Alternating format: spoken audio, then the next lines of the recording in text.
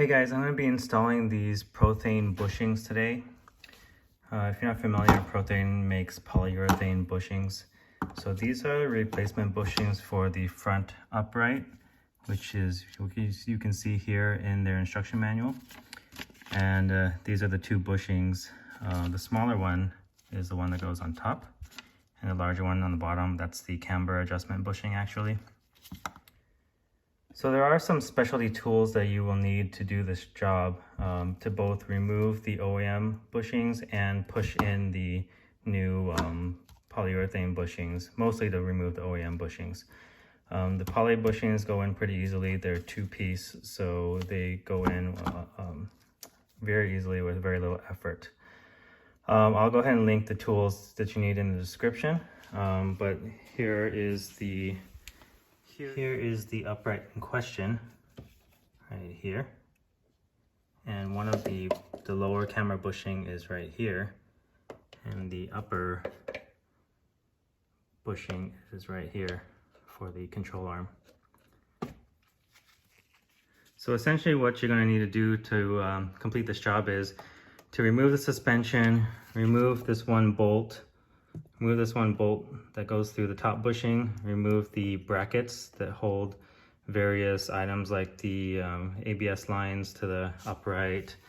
There are brackets in the front that mount the upright to the chassis, and you're gonna have to remove the bottom bolt, the camber adjustment bolt, along with various other bolts that hold this upright to the chassis and hold the steering rack it goes through the steering rack bolts go through the upright and hold it to the subframe.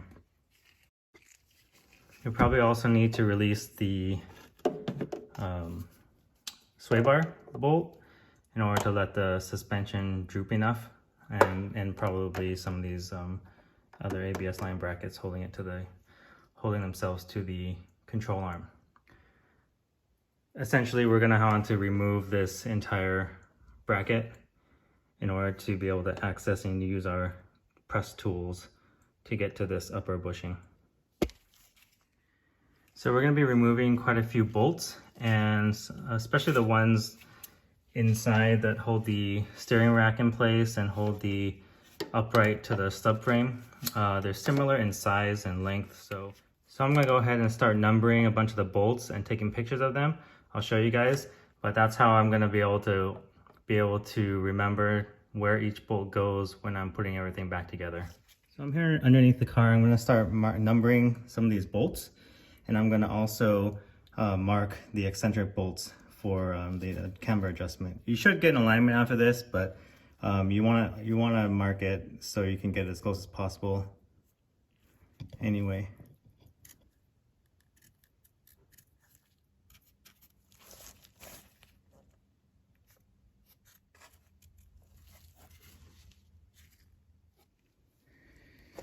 So to remove the suspension, you just gotta take off the three 14 mil nuts on the top and the 17 millimeter bolt on the bottom.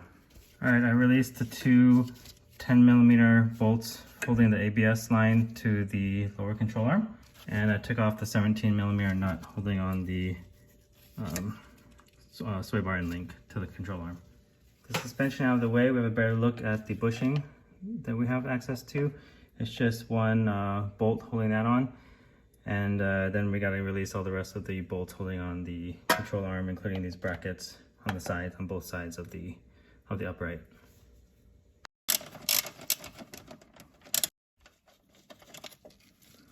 All right, so these two bolts are identical in size to the two holding in the ABS lines to the lower control arm, so just take note of that. I'm going to go ahead and loosen this. This is a 14 millimeter.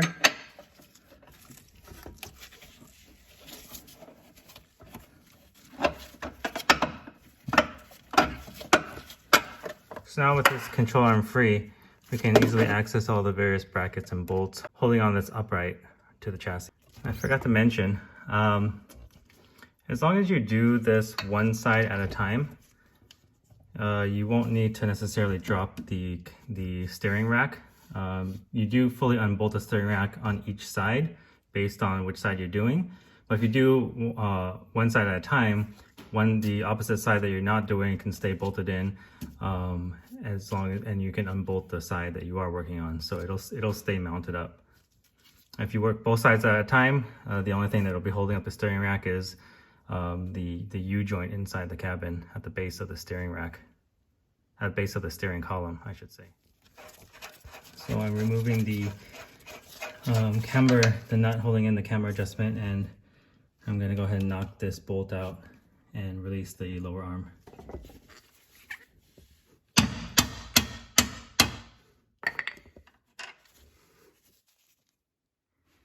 Also, I put a jack stand underneath the assembly, so since everything's going to start sagging, I don't want to damage any of the ball joints anywhere. The suspension has a ton of different ball joints. Alright, and so the camber adjustment bolt is out. Now the lower arm with the sway bar disconnected and this camber bolt out, the lower arm should be able to swing down. So I'm going to start removing the bolts that go through the upright, starting with this upper steering rack bolt. There is a nut on the right side, so I have a wrench on that side holding it.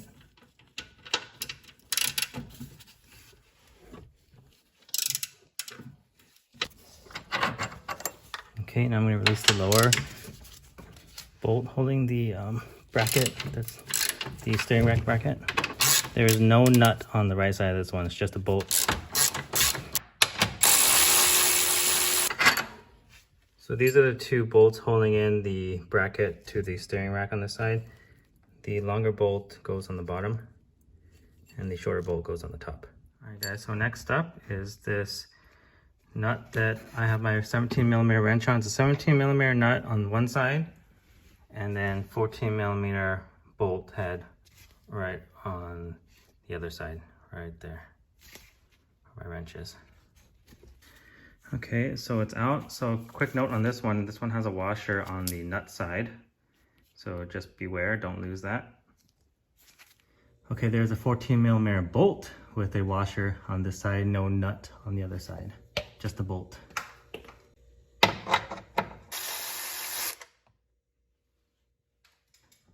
So I'm going to start removing these bolts. These are 14mm.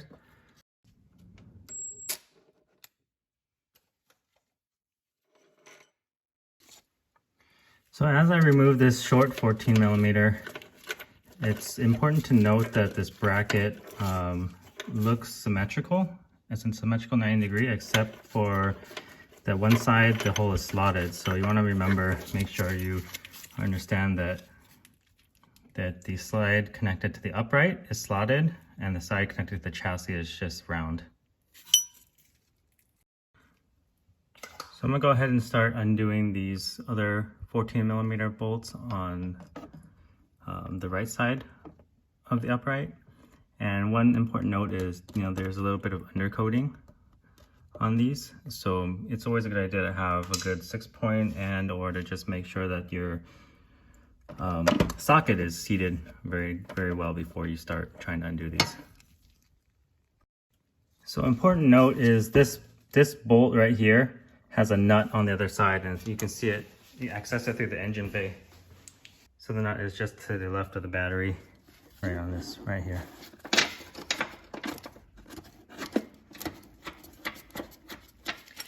So here's what the bracket looks like on the right side, from the right side of the upright. So you can only go on one way, it's not symmetrical like the other brackets, but still the slotted side is on the upright and the round side is to the chassis. And of course the lower bolt is the one with a nut that's accessible through the engine bay. And both longer bolts go through to the right side, and of course the short bolts go on the upright. So with all that, with all these brackets and bolts removed, we just need to do 2 more holding on the upright, and it's 2 that are going up into the chassis.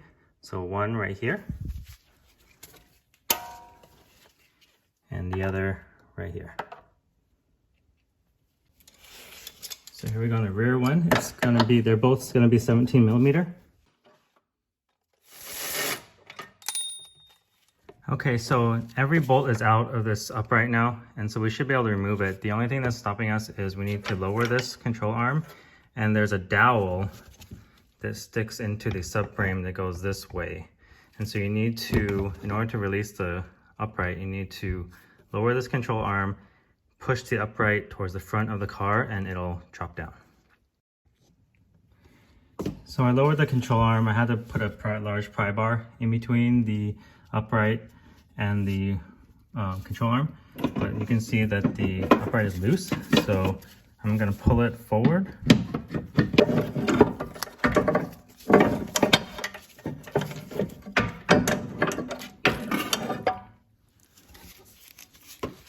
All right, so it's removed, and here you can see this is the dowel that I was talking about that sits in the subframe. So make sure you have enough room to move this upright forward to release it. All right, guys, this is the special tool that you need for this job. It's called a press and pull sleeve kit. I'll put a link in the description below. But essentially it allows you to change bushings, and it comes with all these different size cups to allow you to adapt it to different size bushings. Unfortunately, the smaller bushing is not the smallest size here. They don't have anything that fits the smaller bushing. So I have a socket that with measurements that I can give you guys to allow you guys to do this and buy the correct socket in order to push the bushing out for the smaller bushing. But this kit is awesome. It's an eBay special. It's only $110. And it works amazingly. I use it on my S2000 as well. And you can see here the various sizes that they give you. So I'll go through which sizes you need specifically for these bushings on the NSX and allow you to purchase these ahead of time. So here are guys with the upright on the workbench. And so here's the larger camber bushing, and the upper bushing, the smaller one that connects to the upper control arm. And these are 34 millimeter outer diameter of the sleeve, the smaller bushing, and 44 millimeters outer diameter for the larger camber bushing. And so from my press and pull sleeve kit, I have a 44 outer diameter. And like I said, the smaller bushing doesn't have something that size. So I have a 24 millimeter Tecton 1/2-inch drive impact socket, which measures 33.8 millimeters outer diameter. So 33.8, very close to 34. You can take a look at the fit. Fits really good. You don't want it too small. You don't want it too big. You don't want this socket to get pressed accidentally into your upright and get stuck. This socket was perfect. You can see it has a little bit of scratches from when I did it on my other side, but it slides in and out just fine. So I'm using this 48 millimeter cup for the receiving side of this, and you just want to make sure that it's big enough to allow this pushing socket to go inside of it, and not big enough that it's going to slip off the outside of the upright. For the camber side, again, it's 44 millimeters exactly, so I'm using the 44 millimeter cup. Again, it works perfectly. I already did it on my other side. Slides in, does not get stuck. And for this side, for the receiving, I'm using the 56 millimeter cup. So you can see here that it sits nicely on the upright and definitely allows for the receiving, for the smaller cup to be received into it. All right, so I'm going to show you guys how to use this kit. So it comes with 4 of these threaded rods, and they're various sizes, and you typically want to use the biggest size you can fit through the bushing because it'll be the strongest. And then these cups, they fit on these plates, these end plates, and they're numbered. There's only 4 plates, and they go with different size cups. So you can see here that this one, the 56 millimeter fits on the number 3 perfectly, and the 44 millimeter fits on the number 1 perfectly without any play. So you have to unscrew this from the threaded rod. These pieces fit directly into the end plates, and they have bearings in them. So when you're turning and pressing, it's a nice smooth action. And so how you're gonna do this is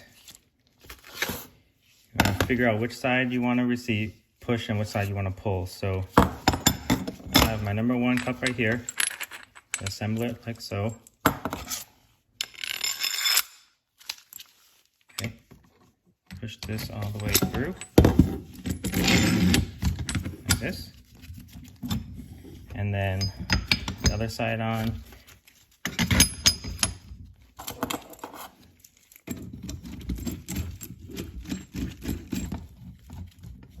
So this kit is really easy to do, but probably the most important and the hardest thing and the most crucial thing to get right on this is to make sure that these cups are sitting perfectly how you want them to sit. Because you do not want to damage this bushing. You want this to sit straight and flush and true on the outer sleeve of the bushing. So it's not so important to have the receiving side straight. You don't want it crooked, but the pushing side, you want it to sit right on the sleeve and not over on any part, because you don't want it to push out crooked or damage your upright. So it's really crucial that you get that. So you just want to make sure that you're looking at this edge all around, making sure that it's straight. So it's a little close on this side, so I'm going to try to center it. So I forgot to mention why this tool is so cool is because you can actually change bushings while the bushing is on the car as long as there's enough room. So the only reason I have to take this whole thing out of the car is because these end plates are so big that it wouldn't allow me to do this upper bushing, because this one sits right up against the chassis. So there's not enough room to have this end plate in there. So if you only need to do the camber, you could get away without removing this. You could leave this on the car, just lower the lower control arm, and you'll be good. All right, so using the second to largest threaded rod, these pieces on the end are 21 millimeters. So I have a 21 millimeter wrench I'm going to hold on this side. And so I typically would not recommend using a gun on this impact, because it's very easy to cross thread or damage something. But since this is off the car, I have zero leverage, and my vise is not bench mounted, so I can't use that. And so I'm just going to go like a quarter turn at a time. And make sure you oil this threaded rod up if it's dry, just to keep it in good shape.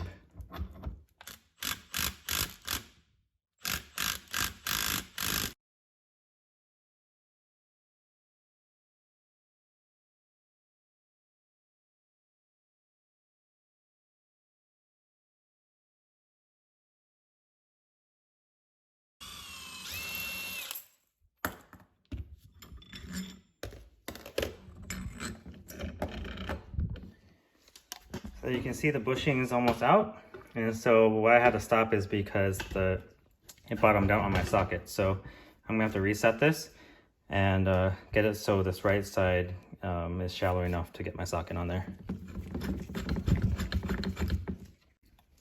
Okay, so I basically just shifted the rod more to the left so I can get my socket on this end, and then now we're gonna finish it off.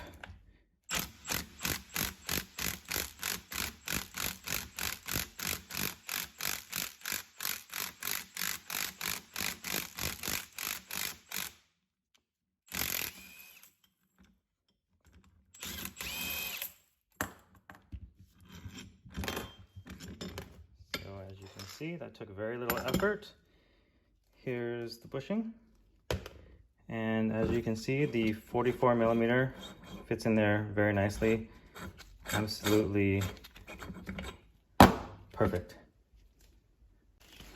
So I'm just going to take a little bit of gray Scotch-Brite pad and just kind of clean this up. It feels slightly rough just from the bushing being pushed out, and you can see a little bit of scoring. So not a big deal.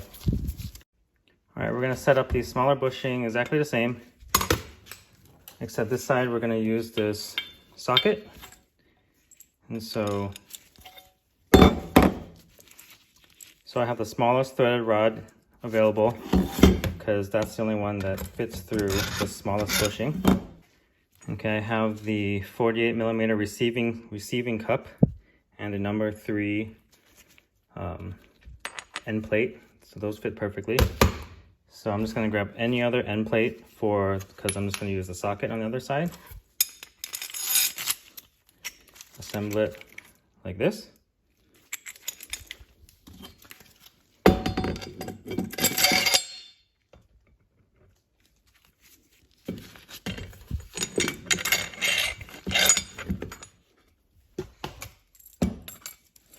I forgot to mention the reason why I use an impact socket. So of course you can get anything that's 33.8mm outer diameter, but the reason I chose an impact socket in particular is because the walls are thicker. So, you know, I didn't want it to be as thin or any thinner than the sleeve of the bushing. I didn't want it to get dislodged and it needs to make contact directly with the sleeve and not slip off and go inside or anything like that. So I thought my best chances were to use a impact socket that has a thicker wall. So a thicker wall, so it sits directly on it and has less likelihood to slip off. So this one being the smaller threaded rod, it takes 19mm on both sides. So I have 19mm wrench, box wrench, and 19mm socket.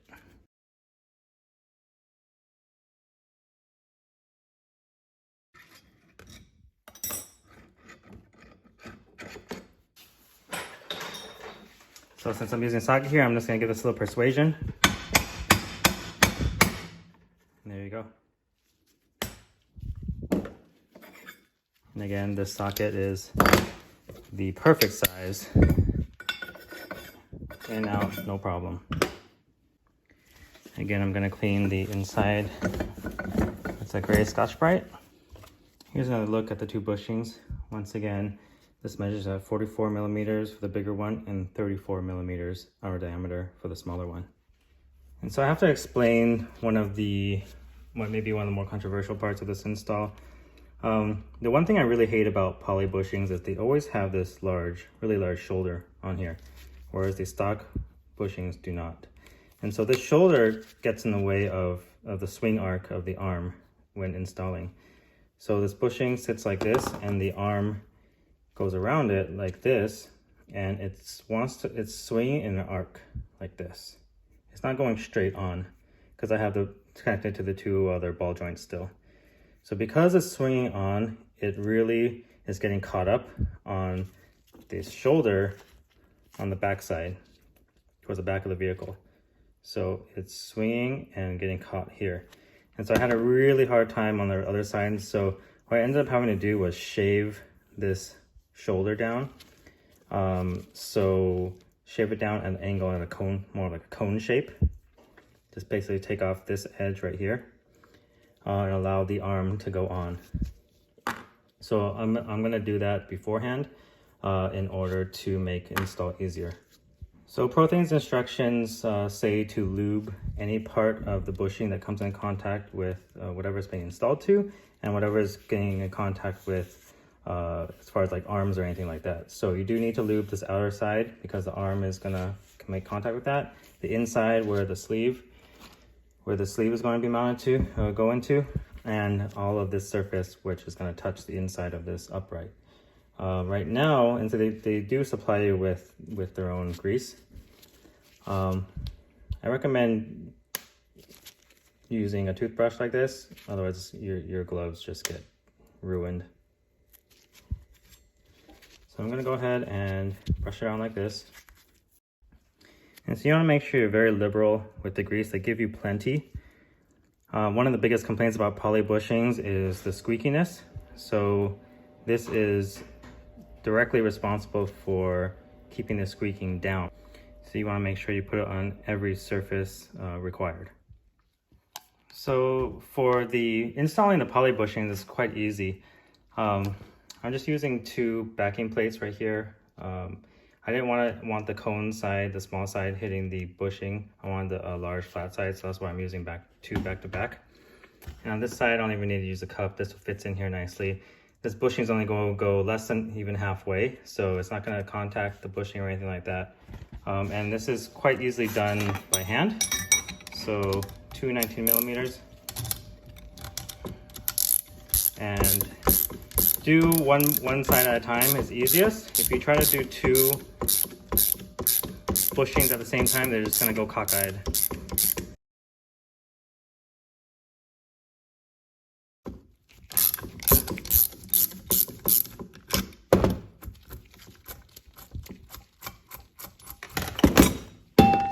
So there's one side in, and so you can see that this large shoulder, I'm going to cut this into the cone shape on one side.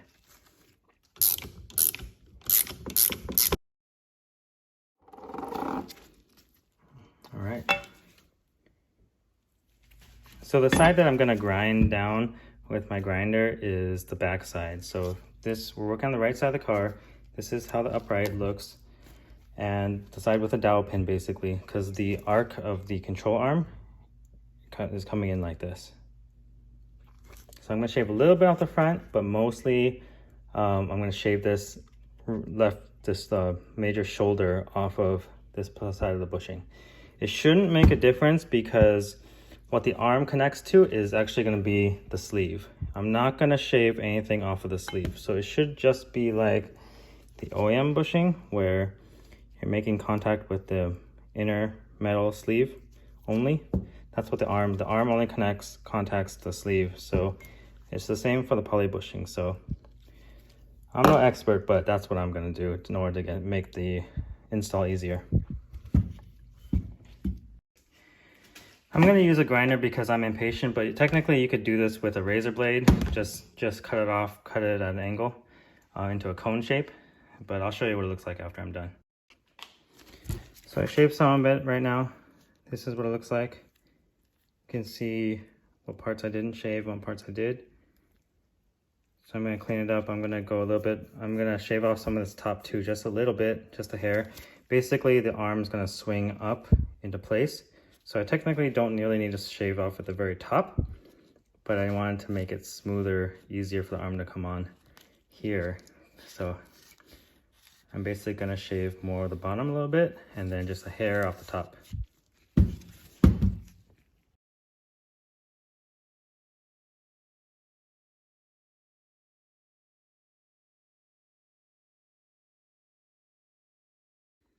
Okay, so I think I'm done with this. As you can see, I shaved it into a slight cone shape. The top is a little slightly untouched. I shaved it into a cone shape and I shaved off a little bit of this. So these poly sticks out further than actually the bearing does. So that's why I felt comfortable shaving off a little bit. So I'm just going to take a little bit off here on the other side. And so now that the bushing is shaved, I'm going to go ahead and grease the inside of the bushing and get ready to put the sleeve in.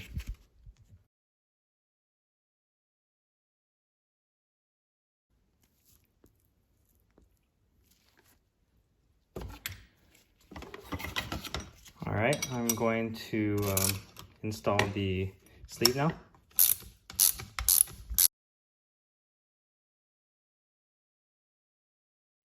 Okay, I'm going to grease up the smaller bushing now.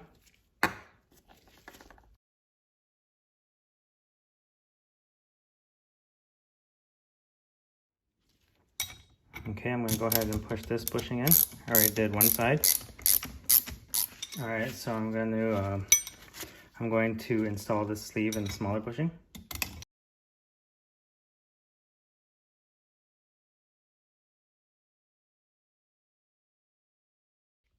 So again, as you can see, the sleeve is not as wide as the poly bushings, which makes it really hard to get the arm on. So I did shave these just a little bit. I didn't have as much trouble getting this upper arm on last time as lower arm. So I just barely shaved a little bit just to help out. So I'm going to go ahead and install this in reverse order that I took it off. So these two bolts going into the chassis from the ground up, I know that they're number 2 and number 5 based on what I wrote and the pictures that I took. So I'm gonna go ahead and install that right now. So one of the keys to installing this is making sure the dowel on the back of this piece inserts into this hole right here. So that's very important before you start tightening down things. Right.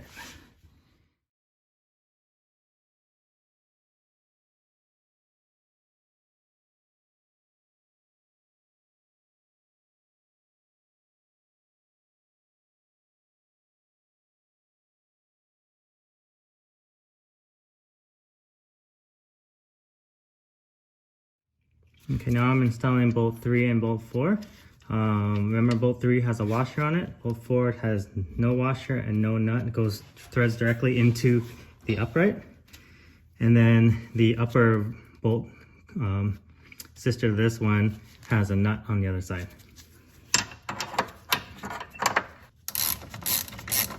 All right, once again, I'm putting these in loosely. All right, I'm going to install the number 1 bolt now that goes in this hole right here.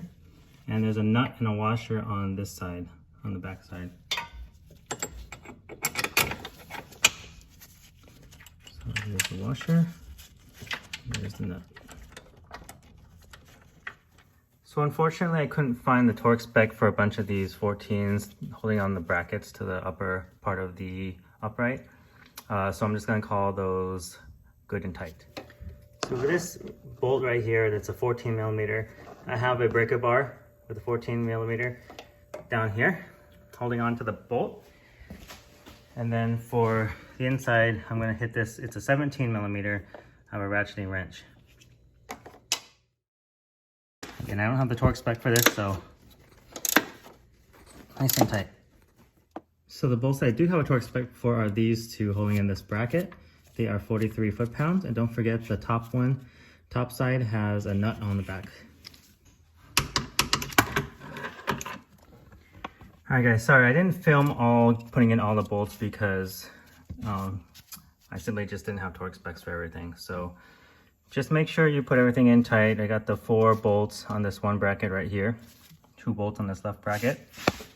We got this. We have this bolt with a nut on the back here. We have 2 bolts going through this bracket for the steering rack, which are 43 foot-pounds. We have 1 more right next to it, bottom left. And then we have these 2 17s going straight up into the subframe. And that should be it. So once you have all of those bolted up, I'm not going to do this ABS line yet. We want to make sure we grease these bushings really good. I didn't grease them on the workbench because it would have just gotten everywhere as I was trying to put in these bolts and everything like that. So grease these really good because they're going to make contact with your arms, front, top and bottom. So we're going to go ahead and grease these. I'm not being shy with this because last thing you want to do is have squeaks and then have to take apart your suspension just to get grease in here. Make sure you do it in the bottom as well, especially on the bottom. Alright guys, I gotta explain to you how I got this top one in. It's a little bit ghetto, but that's how it goes. If you don't shave enough off, which I didn't, this was really hard to get in. I had to use these big channel locks, grip it in this spot behind the upright and in the front of the arm, and grip, and then it makes the arm go in and up a little bit. And so once you do that, I grab a mallet and just hit on the sides right here and here until it lines up. So now I got it lined up and the bolt is threading in by hand. I'm gonna just do this loose right now, and then I'm gonna attempt bottom. Okay, so to get the bottom in the general vicinity, you need to jack up the arm with a piece of wood underneath. And what you need to do is pivot. So you need to put the top in first. You need to pivot this whole assembly up and down, and it'll rock it like this, and it'll move the arm up into position as long as you shave enough off and it's greased. This one moved in a lot easier than the first time when I did it. All right, this is the front of the car, this camber bolt. If you have a jack underneath here, it takes the weight off of the assembly going down, moves the fulcrum point up, and this piece has less pressure on it and is more easily able to move when you stick like a flathead in or something and pry it. All right guys, so I lined up my marks, and now you need to torque this to 90 foot-pounds.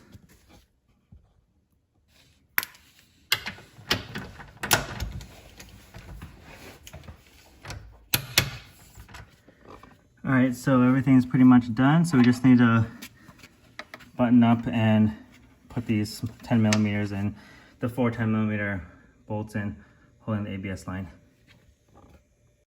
All right, so now we want to torque this one. So typically if you had regular bushings, you'd want to clock, what they call clock these. And clock the bushings, which is jack up the suspension to its normal height as if it were on the ground. And then torque the bushings so they don't tear. But being that these are poly bushings and the inner sleeve is independent of the polyurethane, I think it's fine to torque it when the suspension's at full.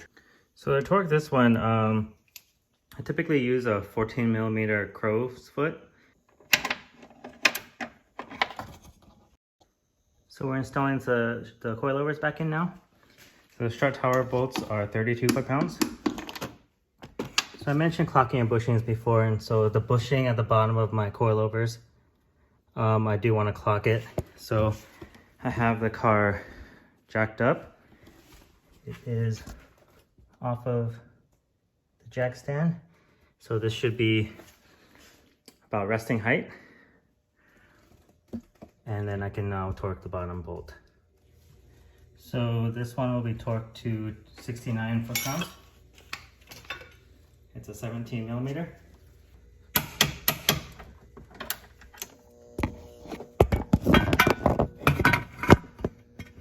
So next we need to torque the sway bar nut to 62 foot-pounds.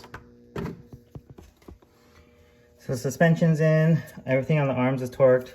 We just need to bolt in the 4 10mm bolts holding the ABS line and the 1 12mm holding the brake line to the suspension. And then we're done. So you got everything bolted and torqued up, and that's it.